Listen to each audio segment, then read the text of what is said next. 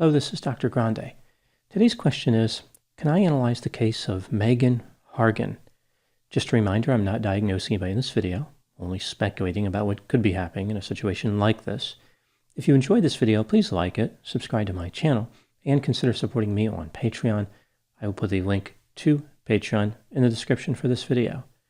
First, I'll look at the background of this case, move to the timeline of the crime, then offer my analysis.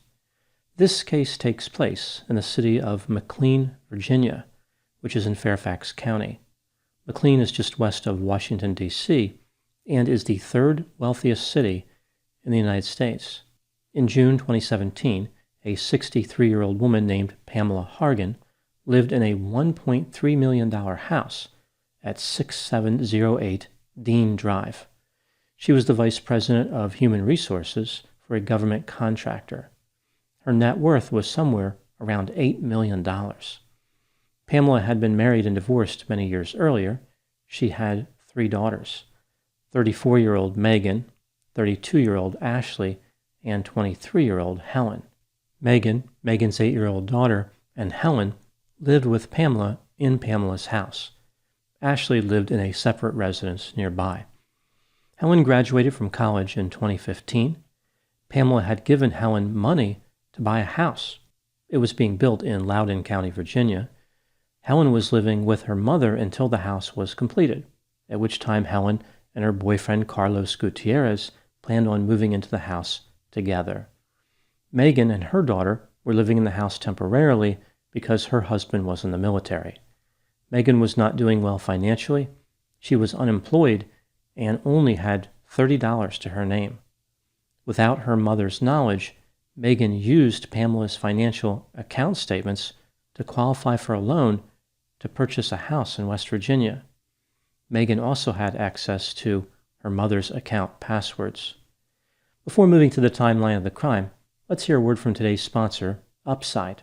Inflation has everybody thinking about ways to cut back on expenses, like driving less, dining out less, and not buying as much at the grocery store. But there's nothing fun about less. Now, thanks to Upside, you don't have to cut back. Get cash back on gas, groceries, and dining out with Upside. I use Upside to fuel my pickup truck and to buy groceries. The app is extremely easy to use. It only takes a few seconds, which really makes it convenient. It may seem like Upside is too good to be true, but it's not. It really works. To get started with Upside, download the free Upside app in the App Store or Google Play. Use my promotion code Dr. Grande and get $5 or more cash back on your first purchase of $10 or more. Next, claim an offer for whatever you're buying on Upside. Check in at the business, pay as usual with a credit or debit card, and get paid. You can earn 3 times more cash back with Upside as compared to credit card rewards or loyalty programs. You can cash out at any time to your bank account, PayPal, or an e-gift card for Amazon and other brands. Upside users are earning more than $1 million every week, which may explain why Upside has a 4.8-star rating on the App Store.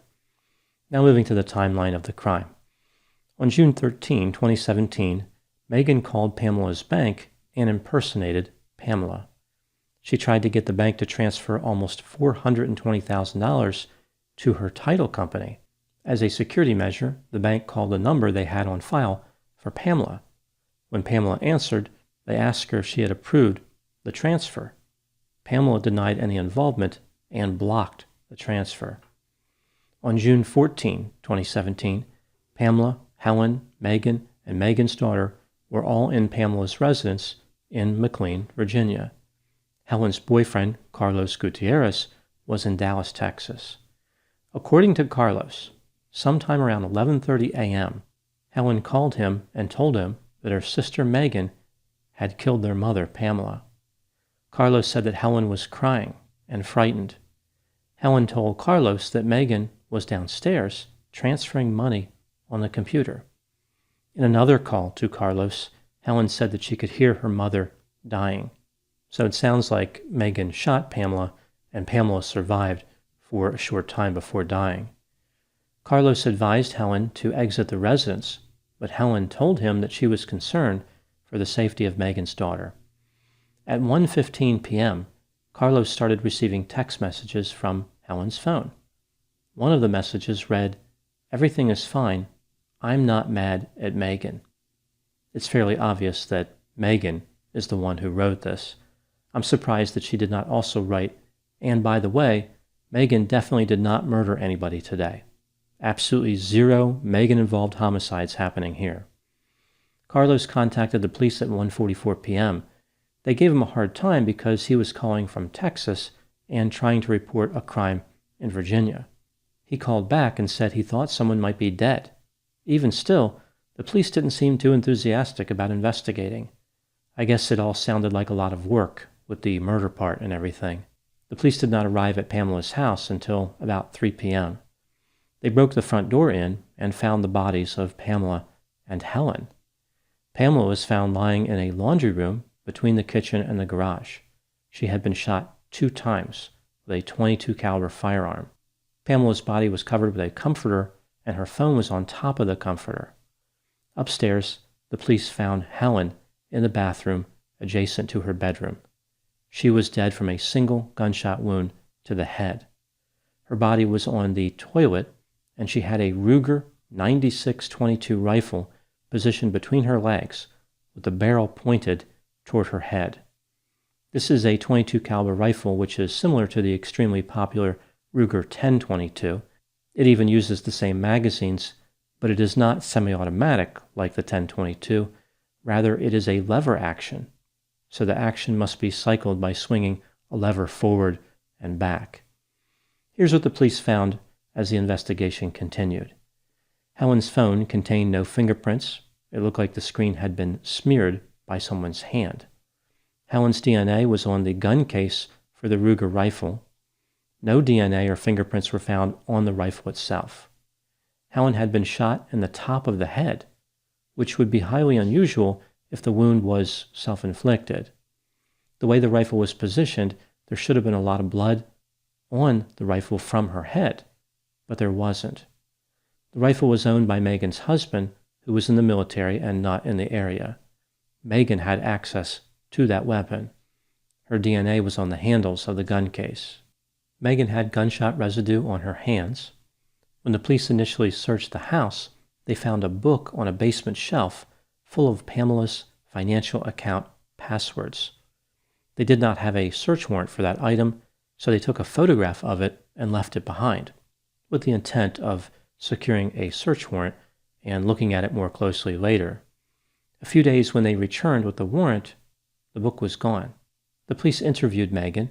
She indicated that she had recently moved the rifle to the main floor because she was worried about recent activity in the neighborhood.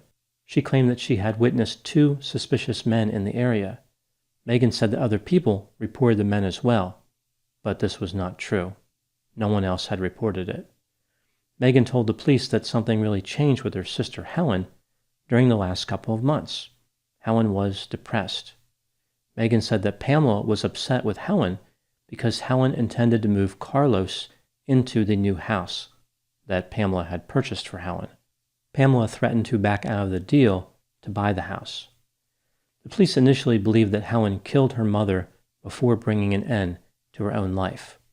After they found out that Helen had been shot in the top of the head, they came to believe that Megan killed both Pamela and Helen. Megan was interviewed by the police again on July 19. She kept talking for 4 hours. She repeatedly told the officers, "Please blame me," but she did not really confess. She did, however, admit that she impersonated Pamela on that call to the bank. The police let Megan go as they built a case against her. She moved to West Virginia. About 16 months later, on November 9, 2018, Megan Hargan was arrested for murder.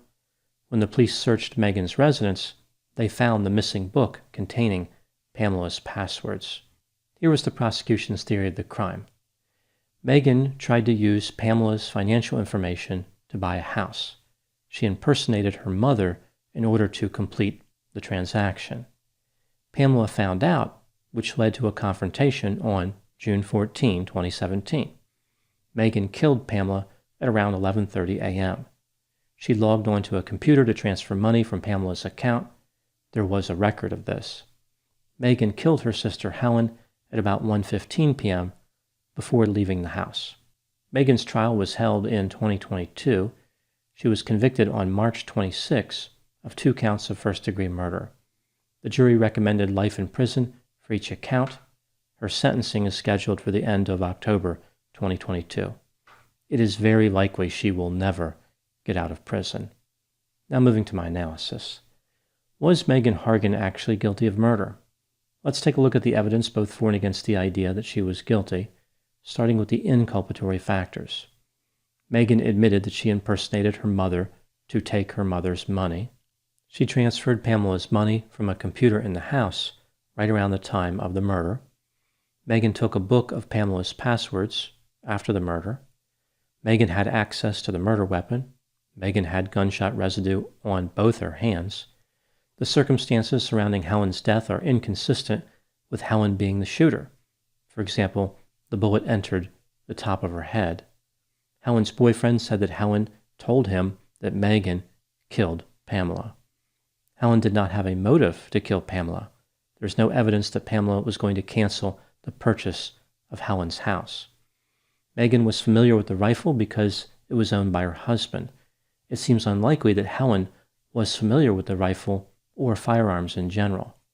The rifle was lever action. For someone who has never fired a lever action rifle before, its operation is not intuitive. I doubt that Helen could have figured out how to load the weapon and cycle the action without instructions. If Helen was the shooter, why would she have smeared the screen of her own cell phone to remove fingerprints? Moving to the exculpatory factors, there were no witnesses to the murder, no video. The information Carlos provided came from Helen, who may have been lying to him. It's technically possible that Helen could have used the rifle on herself. She would have had to use her toe to pull the trigger. Helen was wearing socks, but the defense argued that she did this to avoid leaving any marks on the trigger. I don't know why this would have been a major concern to Helen at the time. Everybody would have known that she did it. Perhaps she was wearing socks simply because her feet were cold. Helen was in the house with Megan for about an hour and 45 minutes after Pamela was shot. Helen did not call the police at any point, but clearly she had access to a phone because she called Carlos more than once. When considering all the evidence, do I think that Megan Hargan was guilty? Yes, I think she was guilty beyond a reasonable doubt. There is almost no doubt in this case. Moving to the next item, what do I think happened in this case?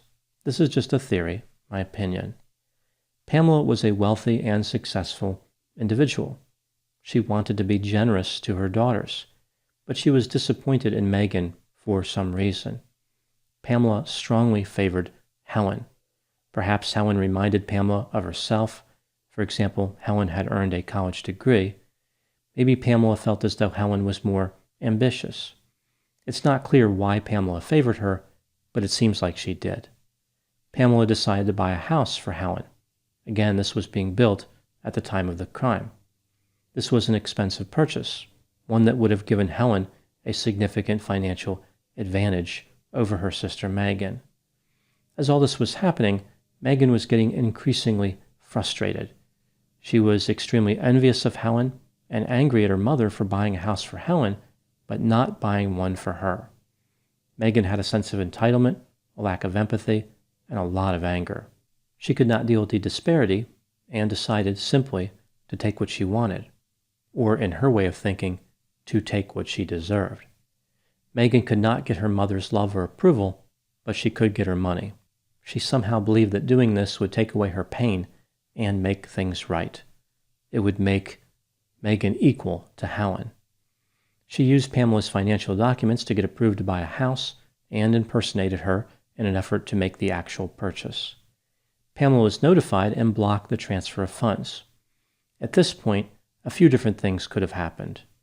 Perhaps Pamela confronted Megan, or Megan confronted Pamela, and the murder was impulsive. Or maybe Megan planned to kill her mother the entire time. I think that Pamela's murder probably happened in the heat of the moment after Pamela confronted Megan. Pamela was probably shocked by how brazen Megan was by attempting to steal hundreds of thousands of dollars. Either way, Megan shot her mother, Pamela, twice and transferred the money for the purchase of the house. At this point, there is this strange interaction between Megan and Helen, which is really a mystery in this case. From the testimony Carlos provided, it appears as though Megan went upstairs to Helen's room and told Helen that she had killed their mother. Megan said that Pamela had become aware of Megan's involvement with some type of escort service, and Pamela was going to take away Megan's 8-year-old daughter. So initially, Megan was trying to explain herself to Helen. Megan had just killed their mother and walked upstairs and thought that she could maybe reason with Helen, like talk things out. Perhaps Megan thought that they could become conspirators after the fact. Like Helen wouldn't say anything about the murder, she would go along with it. Maybe Megan believed that Helen would be happy about the murder. It's not clear what Megan was thinking. Whatever happened between them, Helen was clearly torn and not thinking clearly either. At one point she told Carlos, "You just need to be quiet. Let me handle this. Don't call the police." Helen kept saying, "I can't believe this." After about an hour and 45 minutes after killing her mother, Megan shot Helen in the top of the head and tried to stage the scene to make it look like Helen was the shooter. In my opinion, Megan decided to kill Helen after killing her mother. Megan was becoming increasingly desperate. She realized that Helen was going to say something. She may have realized that Helen told Carlos. That's why Megan texted Carlos and tried to make it seem like everything was fine.